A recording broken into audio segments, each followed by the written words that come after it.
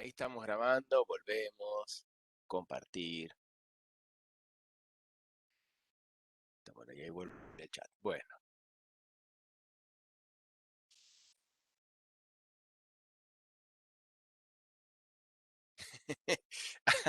Que el otro día compartieron pantalla y vieron mensajes del Discord de JTP.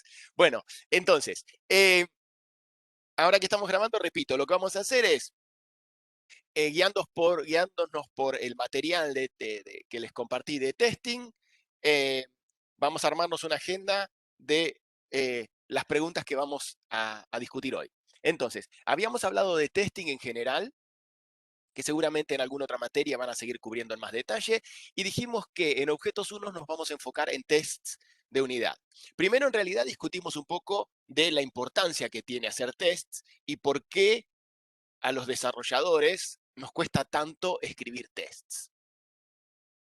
Y después fuimos más a, bueno, de qué tipos de test vamos a estar hablando en objetos 1, que en particular son test de unidad. Nuestras unidades van a ser los métodos, son un tipo de test funcionales y que lo que nos interesa es automatizarlos. Y ahí arranca la segunda parte de nuestra charla, que es, bueno, ¿qué es automatizar test de unidad y con qué los automatizamos? Automatizar test de unidad es básicamente escribir programas que prueban a nuestro programa. Entonces, si nosotros para cubrir los requerimientos vamos a programar un conjunto de clases con sus métodos, automatizar los tests es escribir otros programas que se aseguran que esas clases y métodos funcionan bien. Y como programamos en objetos, esos otros programas que vamos a escribir, que son nuestros tests, van a ser objetos también.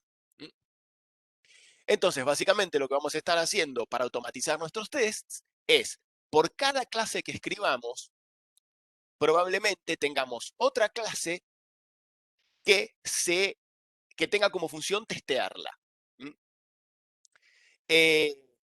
Y eso lo podríamos programar de cero nosotros, pero existe esta herramienta que se llama JUnit, que es un framework que nos da casi todo resuelto, lo que es escribir tests, después ejecutarlos y ver qué pasó. Y bueno, hasta ahí, ¿preguntas de esa intro de testing, de por qué hacemos test, de qué serían los test de unidad?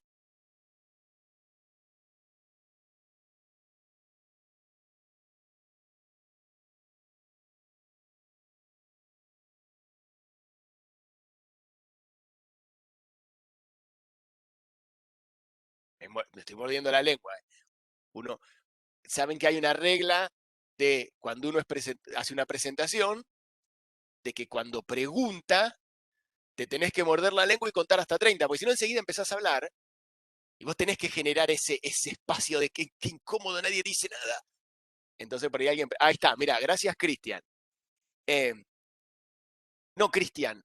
Cristian preguntas, bueno, podemos ir resolviendo entonces sobre la marcha, porque si viene así prolijito ordenado, resolvemos sobre la marcha.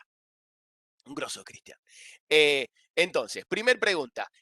¿Todos los tests son de unidad? No, hay distintos tipos de tests. Los tests que uno escribe con JUnit, los que vamos a escribir en objetos 1, son tests que intentan probar que un cachito funciona, que un método funciona. Son test de unidad.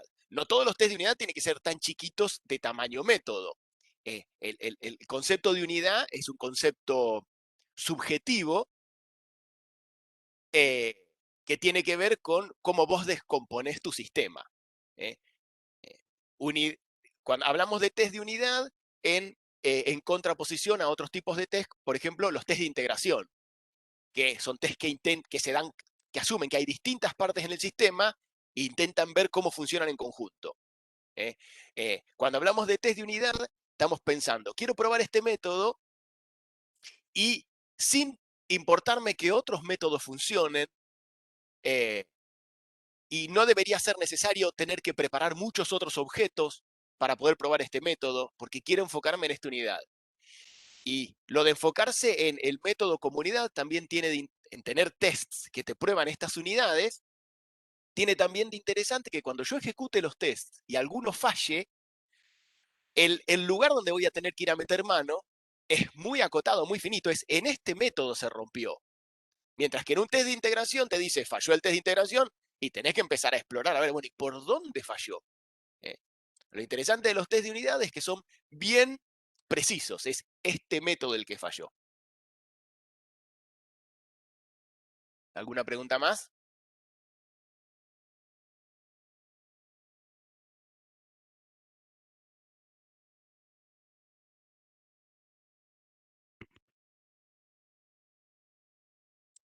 Lo de aislado de otras unidades es importante. Ahora vamos a discutirlo en un minuto más, pero es importante tener en cuenta que uno escribe un test para muchos métodos y no sabe en qué orden se van a ejecutar esos tests. ¿Eh? Y no dependen unos de otros. ¿Mm? No puedo, por ejemplo, escribir un test asumiendo que otro test ya se ejecutó y me dejó ciertos datos en un estado que yo necesitaba. ¿Mm? Eso eh, no lo puedo asumir. Los test de unidad son aislados y no sé en qué orden se ejecutan. Claro, eso tiene que ver con cómo pasan las cosas en realidad, porque eh, cuando, cuando uno tiene un objeto y lo despliega, no sabe qué mensaje en qué orden le van a llegar los mensajes. Así es la realidad de los objetos. Pero además tiene que ver con el hecho de que uno quiere testear en aislamiento cada método para asegurarse de que se rompió acá y no en otro lado, ¿no? Y que si un método se rompe, eso no se propague a otros métodos, por eso se aíslan. Puede hacer un test que sea general o son específicos de la clase para la que hacemos. Bueno, entonces con eso avanzamos un poco más. Entonces, bueno, y les contaba, vamos a, a, después les conté de JUnit, entonces, este framework. En Objetos 2 vamos a hablar de frameworks, pero rápido les cuento que un framework es un esqueleto de código, un esqueleto de programa, que ya me da casi resuelto algo, en este caso escribir tests, me deja ciertos lugares donde yo me tengo que enganchar para terminar de escribir, ¿eh? Y una vez que el programa empieza a funcionar, queda la sensación de que lo que yo escribí se ejecuta porque el código del framework que estoy reutilizando lo invoca. Es como que el framework controla nuestro código. ¿Eh? Fíjense que cuando escribimos test de unidad con JUnit, los métodos de unidad, que son las pruebas de unidad, se ejecutan cuando el framework lo dice, cuando el JUnit lo dice. ¿Eh? Bueno, eso es framework. Para objetos 1 nos alcanza esa definición. Otra cosa que les contaba es que nosotros vamos a usar JUnit, que es el de Java. Lo que aprendamos de JUnit, las prácticas de escribir test de unidad, porque fíjense, lo que nos interesa en Objetos 1 no es aprender a usar JUnit con todas sus anotaciones y todos los métodos hacer que tiene, sino nos interesa aprender esta práctica de cuando yo escribo objetos, tengo que testearlos. ¿Cómo los testeo? ¿Cuándo los testeo? ¿Cuánto los testeo? Eso es lo que queremos aprender. Y después lo vamos a poder aplicar a .NET, a JavaScript, al lenguaje con el que quieran programar. Bueno, después lo siguiente que dijimos fue qué partes tiene un test. Primero que escribo, por cada clase de mi programa, escribo una clase de test. Por cada método que quiero testear o por cada método que quiero testear, escribo uno o varios métodos de prueba, que esa clase de test además tiene un método que se ejecuta antes de que se ejecute cada test. De acá deberíamos tener preguntas. Y después les mostré un ejemplo, y el test runner.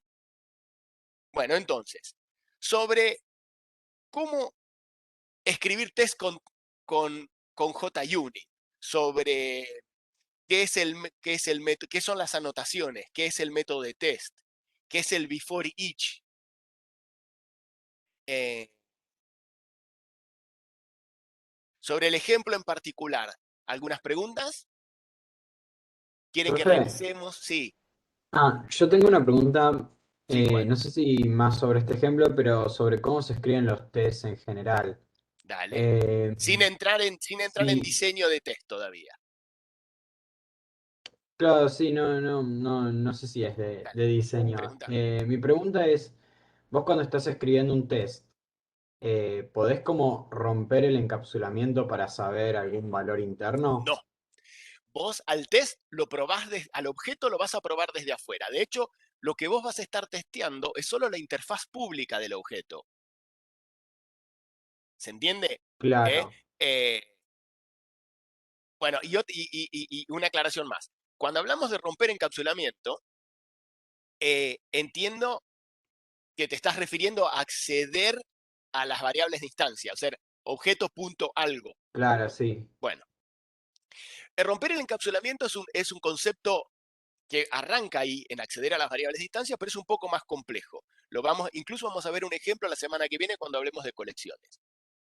Romper encapsulamiento hay que entenderlo desde la perspectiva del impacto que tiene en el acoplamiento. Algo que charlaron con Gus seguro es que lo que uno quiere cuando diseñan objetos es que sus objetos sean lo menos dependientes uno de otros que sea posible. Eso es buscar bajo acoplamiento. Por ejemplo, si yo tengo un objeto que envía mensajes a otros que depende de otro, ese objeto que envía mensajes no se debería romper o no debería tener yo que modificarlo si el objeto que recibía los mensajes cambia su estructura interna o cambia la implementación de algún método. Siempre y cuando el objeto que recibe mensajes mantiene sus contratos, entiende los mismos mensajes y hace lo mismo, el objeto que le envía mensajes no debería romperse nunca. ¿Se entiende eso que dije? claro, sí. Bueno, hasta ahí acoplamiento. Lo siguiente que sabemos es, tengo ¿me ven mis manos, no? ¿O no?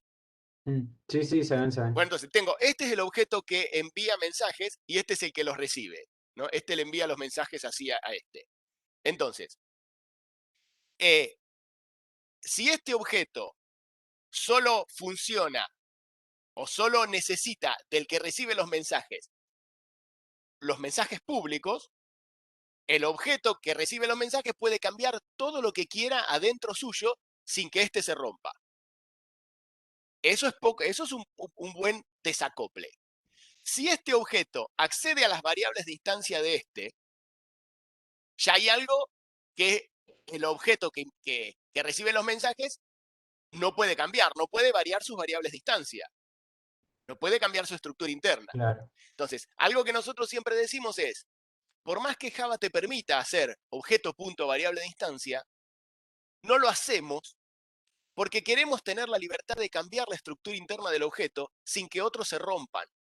Entonces, siempre que quieras conocimiento que yo como objeto tengo, aunque sepas que yo tengo variables de instancia, siempre que quieras mi conocimiento, me mandás mensajes, getters.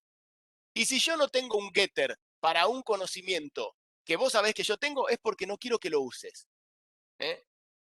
claro, Entonces, acceder a las variables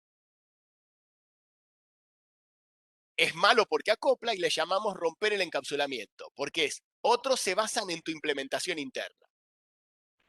Entonces, claro, dicho eso, eh, lo único que otros van a poder usar de este objeto es su interfaz pública. Si algo anda mal en este objeto, los otros se van a dar cuenta a través de su interfaz pública. No necesitan meterse adentro para ver si algo anda mal, porque si se rompe, se va a notar a través de la interfaz pública. Si lo que se rompe no se nota a través de la interfaz pública, entonces no importa, porque nadie se va a dar cuenta de que eso está roto.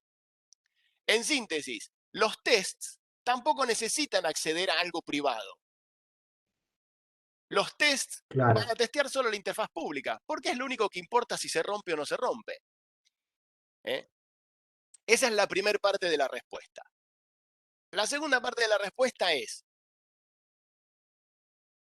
¿cómo diseño mis objetos y cómo diseño mis tests para poder probarlos sin tener que agregarle setters o getters específicos para los tests.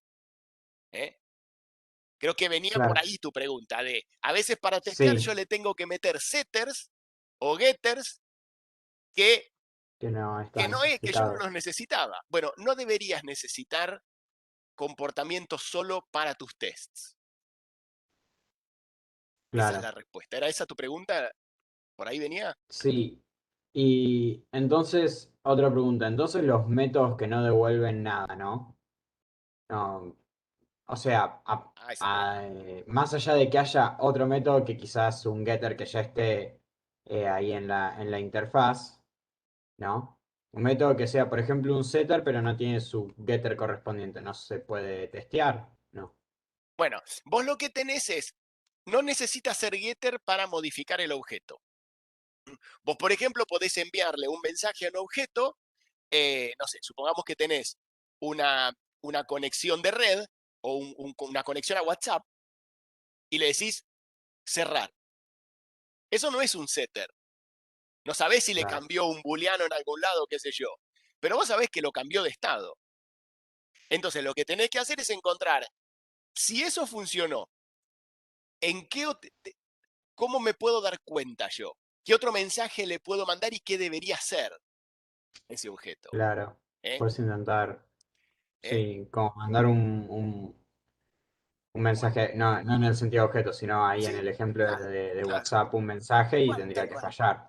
Claro, tal cual. Claro, ¿Ves? Entonces, después de cerrar, lo que debería pasar es que si intento mandar un mensaje de WhatsApp, da una excepción. No trabajamos, no estamos usando excepciones en objetos 1, eh, pero bueno, claro, podría ser, hay tests que testean las excepciones, eso podría ser un buen ejemplo. En objetos 2, vamos a ver que hay otras técnicas más complejas, eh, hay otras técnicas que se pueden usar, como mm, meterle al objeto, armarlo con unos sensores que te dicen qué pasó. ¿Eh? Pero por lo pronto, claro, esa técnica nos alcanza para objetos 1. Le mando el mensaje que, que yo quiero testear y después intento con otros mensajes darme cuenta si funcionó o no funcionó. claro. Gracias. De nada. Bueno, más preguntas sobre esto, cómo escribir. Em, a esta altura ya deberían poder o deberían haber escrito tests. Entonces, no debería ser problema esto de escribir em, una clase que no necesita ser subclase de nadie en particular. Versiones anteriores de los XUnit, versiones anteriores de JUnit, te pedían que tu clase de test, en este caso robot test, fuera subclase de una clase del framework. Tenías que subclasificar eh, test case. En esta nueva implementación de JUnit, utilizan una capacidad que tienen los lenguajes orientados a objetos modernos, que se llama introspección o reflexión, que es poniéndole estas anotaciones a ciertos métodos, el, la herramienta, en este caso el test runner, se puede dar cuenta cuál es el método que tiene que ejecutar para cada test, o sea, cuáles son los tests y cuál es el método que tiene que ejecutar antes y después de cada test, el before each y el after each. Eh, más preguntas respecto a, mira, voy a ir al ejemplo del robotito, acá no, sí. Ah, no, ese puse ejemplo de los tests. ¿Dónde está el ejemplo? Ah, justo estaba en esa pantalla, era ese. Del fixture, ¿alguna pregunta? Por ejemplo, ¿siempre tengo que hacer un fixture? ¿O puedo crear los objetos en el mismo test?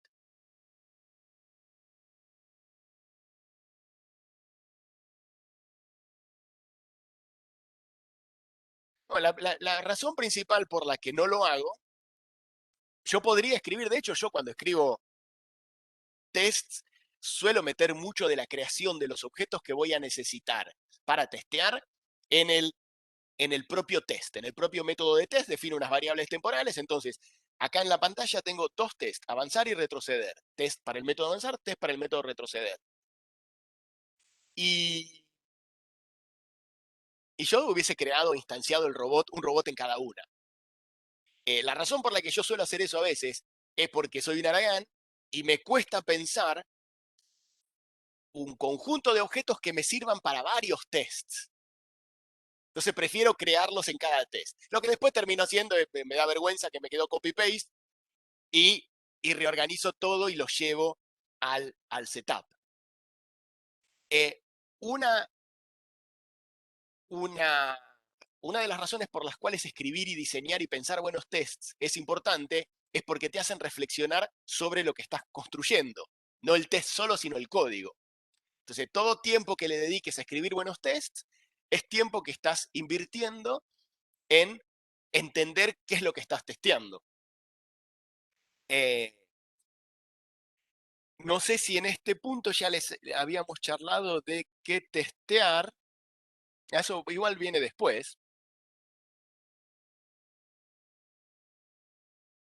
Pero, por ejemplo, a esta altura siempre preguntan, ¿hay que escribir test para los setters y los getters y el constructor?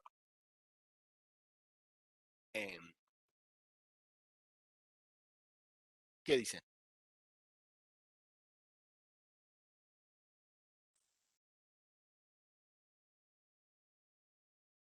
Se supone que esos no fallan, ¿no? Claro, es lo que vamos a cerrar, con eso vamos a cerrar la charla, que es, hay que testear en función del riesgo que tienen las cosas. Entonces uno asume que los setters, los getters, los constructores, lo que hacen es básicamente asignar parámetros a variables de instancia y eso no se rompe. Entonces, de hecho, puede haber otros métodos, no solo setters y getters, que uno determine, che, este método no se justifica testearlo porque es trivial. Ahí lo que uno aprende con el tiempo es elegir aquellos métodos que vale la pena testear. Cuanto más riesgo hay, más interesante tiene que ser el test. En el ejemplo que nosotros teníamos del robot, no había mucho para elegir. Entonces, los únicos que parecen más o menos interesantes son ese avanzar y retroceder.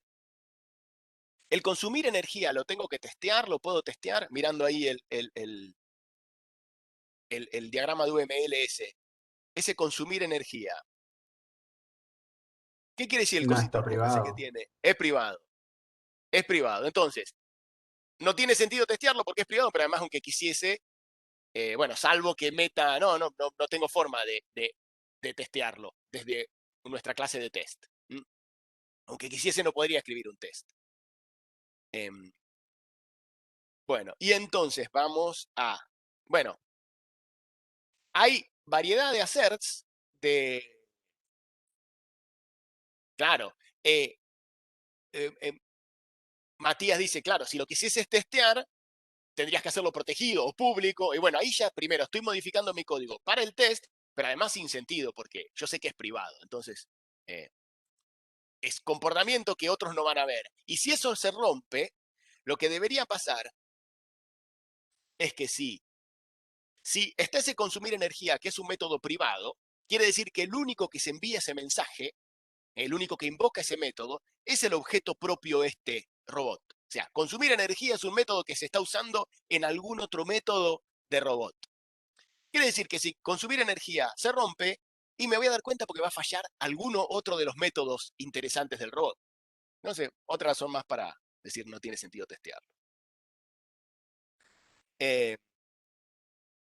Bueno, les conté un poco del test runner. Acá hay un montón de magia que ocurre. De vuelta en Objetos 2 vamos a charlar un poco más sobre cómo está hecho JUnit. Lo que necesitamos saber nosotros es, cada vez que modificamos código, le damos de nuestra manera preferida, corremos los tests. Ya sea desde el Eclipse, con el botoncito y la interfaz gráfica, o desde Maven. Y el test runner se encarga de identificar cuáles son las clases en las que tenemos escritos tests, cuáles son los tests, los ejecutan y nos reporta el resultado. Bueno, y Eh,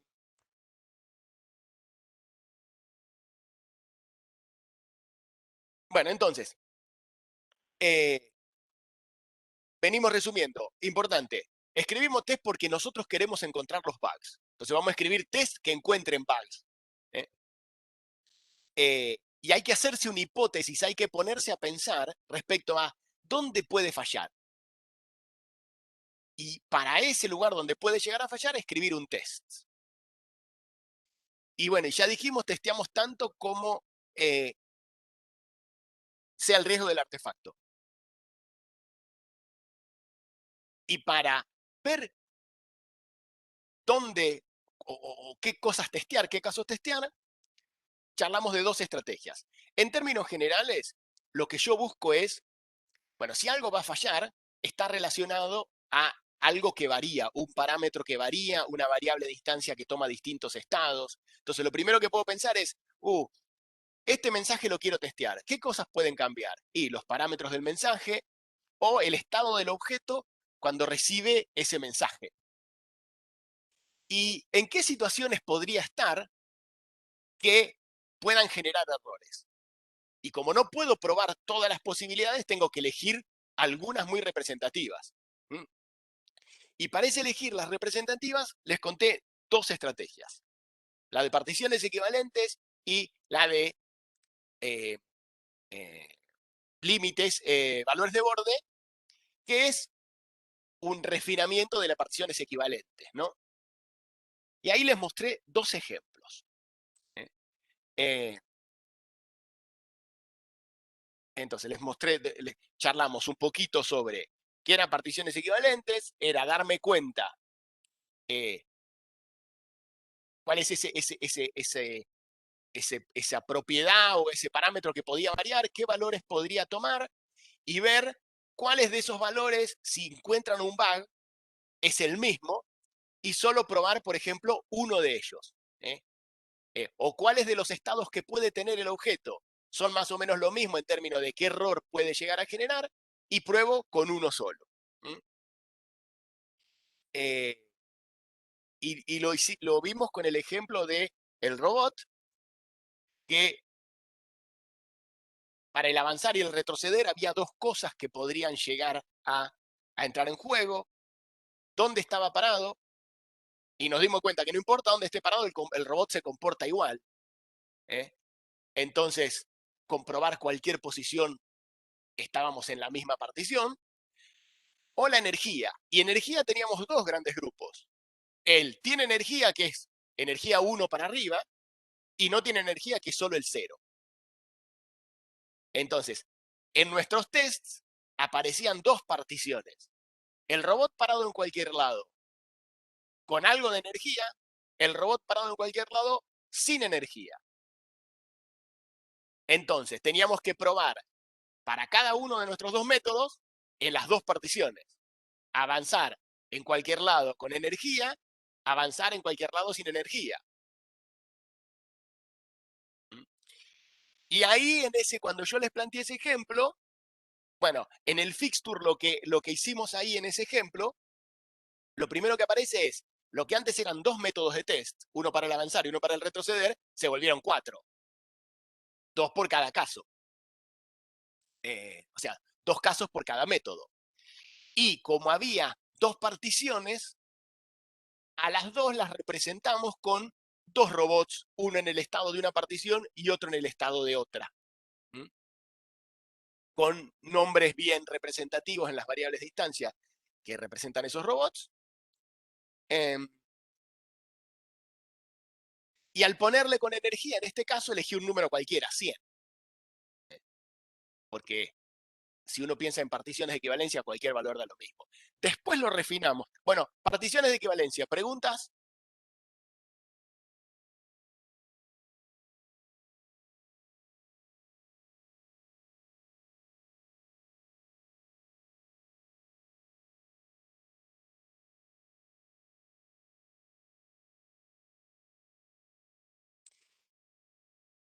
Miraron los videos, ¿no? O vinieron a pescar sin mirar los videos a ver si cazaban algo en la explicación. Yo los vi, pero entendí lo de las particiones. Bien.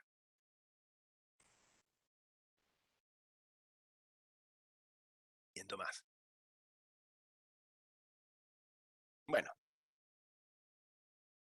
entonces, aclaré lo de, para robot con energía, yo elegí el 100 como un representante porque todavía no había hablado de valores de borde. Cuando empezamos a hablar de valores de borde, a esta idea de intentar encontrar los errores. Yo escribo test porque intento encontrar los errores. Para elegir los test me aseguro de cubrir todas las situaciones, que serían todas las particiones. A eso se agrega que la experiencia en informática nos dice que si las cosas se rompen en los límites. Se rompe donde en el código va a haber un if, seguramente. O donde en los requerimientos dice, sí, tal cosa, o te dice, el máximo es tal cosa, el mínimo es tal cosa, o te dice, por arriba de tanto, por debajo de tanto. Esto empieza acá, esto termina acá. O está vacío o lleno. Son un montón de situaciones que te marcan límites. Eso en el código termina siendo un if por algún lado. Bueno, ahí es donde, o un cambio de estado, alguna cosa. Ahí es donde por lo general el código se rompe. Entonces, volviendo al caso de nuestro robot, que y queríamos ver el tema de la partición de energía, bueno, sin energía seguimos teniendo el 0, pero con energía, que podríamos elegir del 1 para arriba cualquier valor, porque no nos dice que haya un techo, bueno, ya que vamos a elegir un número, no elijamos el 100, elijamos el límite, el 1, porque estimamos que 1, 2, 3, 4, 5, 6, 100 es lo mismo dentro de esa partición, pero 1 está en el límite, está en el borde, es más chance de que si se rompe ahí.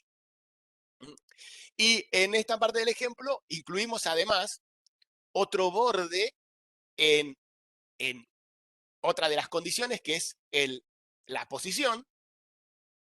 El robot se comporta diferente por arriba del 0 que por debajo del 0. Y, aparece una sutileza más, que es, entonces tenemos dos casos en el avanzar y el retroceder, el principio. Hace las cosas diferentes si avanza o retrocede arriba del 0 o debajo del 0. Ahí tenemos que probar.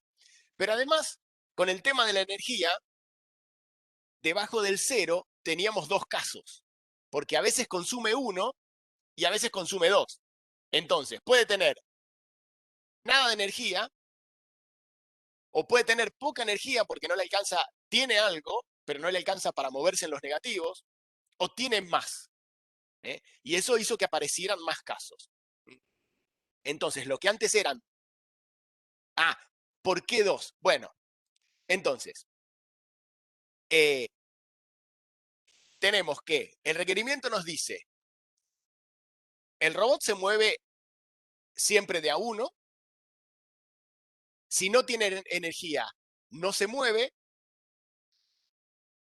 si tiene energía, sí se mueve, pero en los positivos necesita 1 de energía para moverse. En los negativos, del lado de los negativos, el robot nos dice que consume 2 unidades. En los positivos consume 1 de energía, en los negativos consume 2.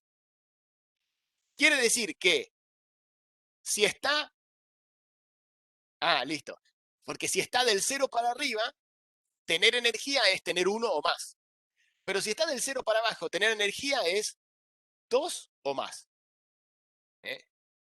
Entonces, tenemos que probar. No tiene 1, tiene 2 o más, probamos solo con el 2. Esas son nuestras particiones. Y entonces, ahora, los casos en los que tengo que probar cada método son todas las combinaciones entre esos bordes. Y bueno, yo les mostré ahí en el ejemplo solamente los 4 métodos que corresponden al avanzar, y hay 4 equivalentes al retroceder.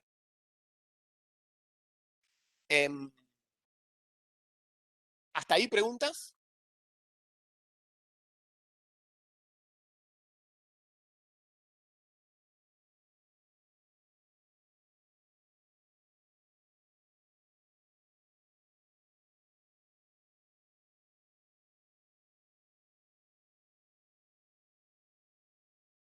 Bueno. Bueno, acá una pregunta interesante es, yo escribí un método de prueba por cada caso. Fíjense que em, el, el no tiene energía, el está en el cero, el en menos uno con poca energía, son casos de prueba. Todos casos de prueba para el mismo método, para el avanzar. Otra técnica para escribir tests es tener un único método de test que se llama test avanzar y los casos están escritos tan adentro. O sea, el test es largo y los casos están adentro con un comentario. Vamos a ver por varias razones que no nos gusta métodos largos con comentarios, pero en el caso particular de los tests, aunque escribirlo así suene más repetitivo, eh, escribirlo como test individuales tiene la ventaja de que ya desde el reporte de test, vos sabés cuál es el caso que falló. Porque te falló un método que representa un solo caso de un solo método. O sea, te falló un método de test que es un caso de un método que estás testeando. Mientras que si hubiese puesto todos los casos en un único método de test, siempre falla el mismo y tengo que mirar adentro en qué línea falló para ver, está fallando este caso. Exacto, es más preciso así.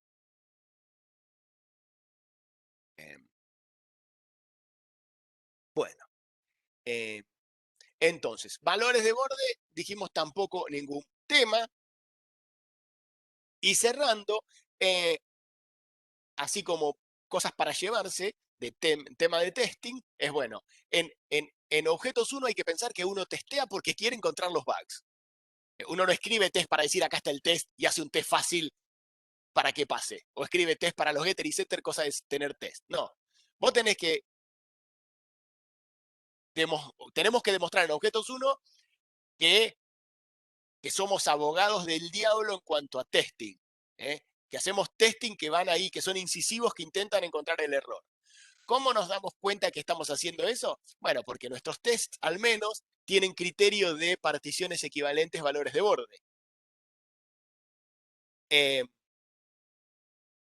Lo siguiente que nosotros decimos que es de objetos 1, pero que es de la vida del programador, es escribir tests es programar.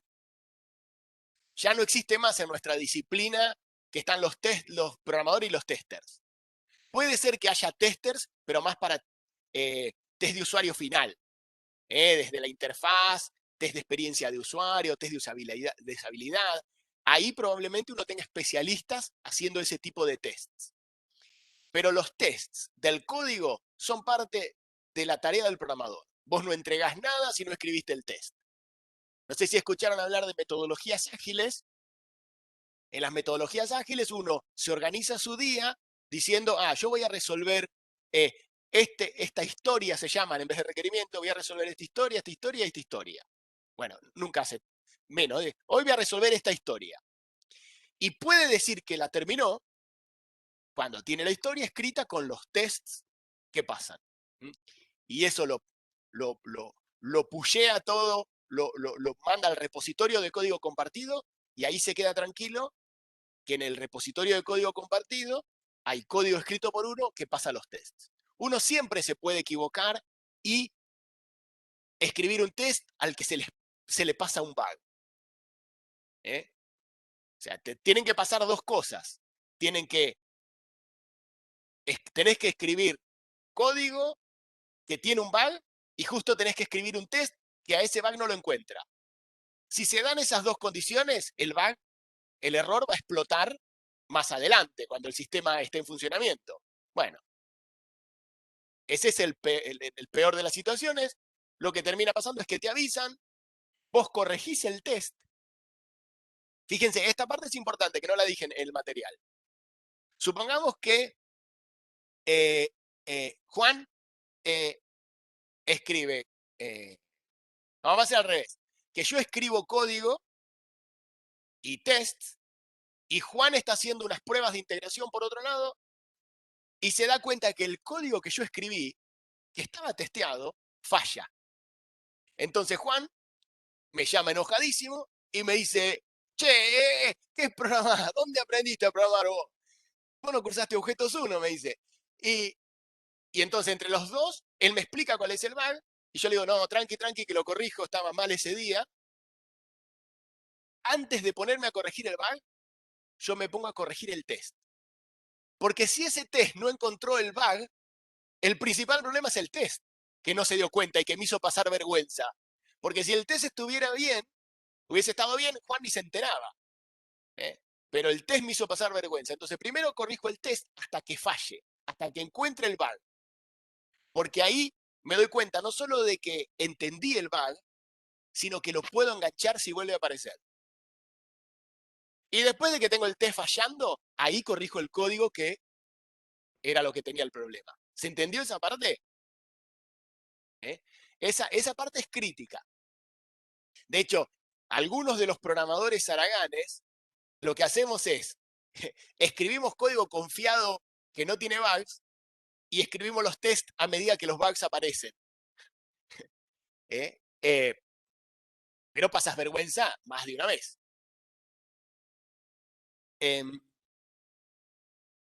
A eso de escribir primero los tests y después escribir el código que pasa los tests, se le conoce como Test Driven Development. En alguna materia les van a contar de eso. Hay una materia que se llama desarrollo ágil o algo así se llama, con la profe Garrido, que la vamos a tener en Objetos 2 también. Eso es una forma de trabajar en la que uno primero escribe los tests y después escribe el código que pasa los tests. Bueno, al menos uno tiene que hacer TDD cuando corrige bugs. Si no lo vas a hacer todo el tiempo, cuando corregís bugs, sí o sí primero escribís el test que corrige el bug. Porque si no, ese bug te va a seguir persiguiendo. Pues si se te escapó una vez, se te vuelve a escapar. Y en ese caso, uno va a escribir el test sabiendo que es una buena inversión, porque se va a dar cuenta del trabajo que le costó que ese bug se escape. Y bueno, ahí les dejo links a un par de libros. El de software testing es más de testing en general. Y bueno, el de JUnit es específico a JUnit. Y el de XUnit Testing Patterns o Test Patterns es distintas técnicas para cómo diseñar mis tests y cómo diseñar el código para que sea testeable y etcétera, etcétera. Bueno, con eso cubrimos todo lo que charlamos de test. ¿Preguntas?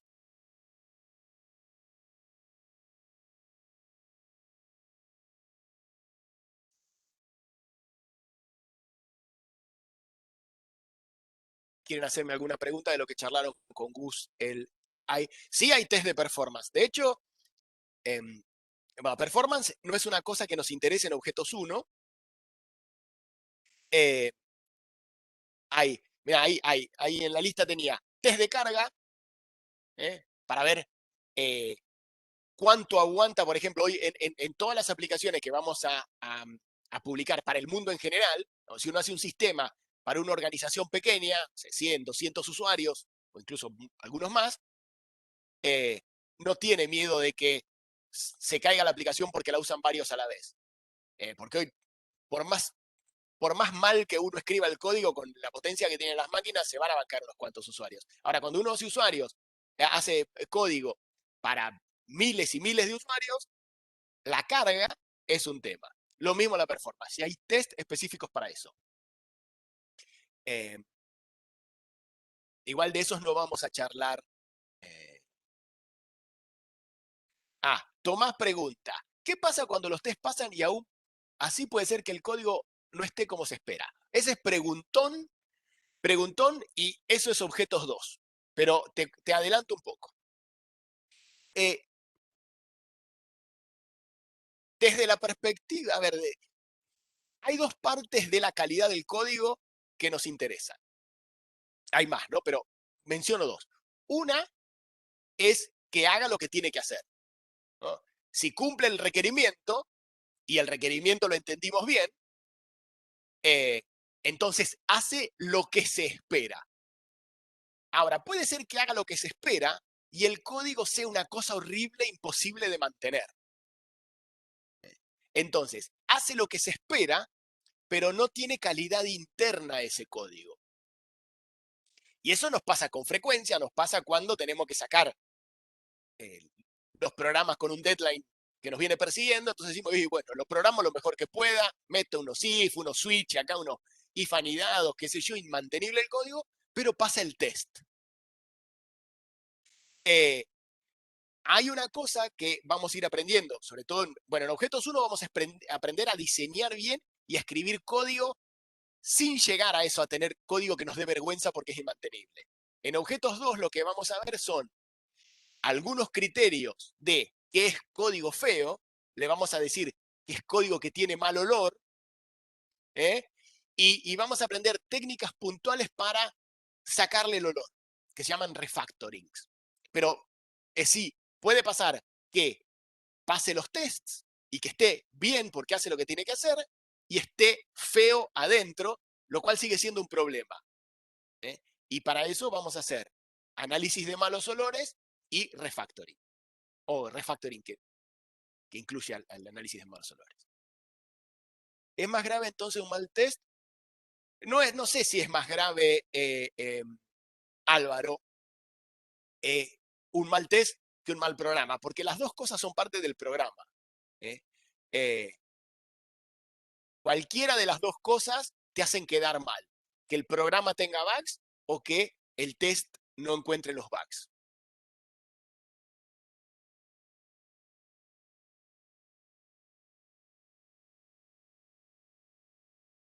Una preguntilla más. Son y 27.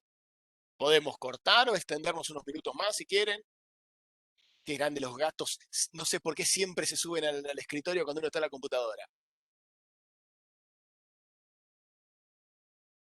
Gustavo tiene varios también y todo el tiempo se suben. Bueno, si no tienen más preguntas, seguimos así, dejamos acá, digo, y lo que les sugiero es, seguramente en alguna otra clase voy a hacer esta dinámica de la clase invertida, videos cortos para ver ustedes, y después consulta el jueves. Lo que les propongo es que miren el martes mismo en el horario de teoría los videos cortos y empiecen a tomar nota de las cosas que no les cierran, de las preguntas, y las tiran en el foro de teoría. Entonces yo uso, en vez de hacer como hice hoy, que casi repetí la teoría, me enfoco más en preparar material adicional o en algo respecto a esas preguntas puntuales. Incluso algunas las puedo contestar con un nuevo video o con un mensaje. Dejo de grabar. Bueno, gracias, profe. Bueno, y detenemos la grabación.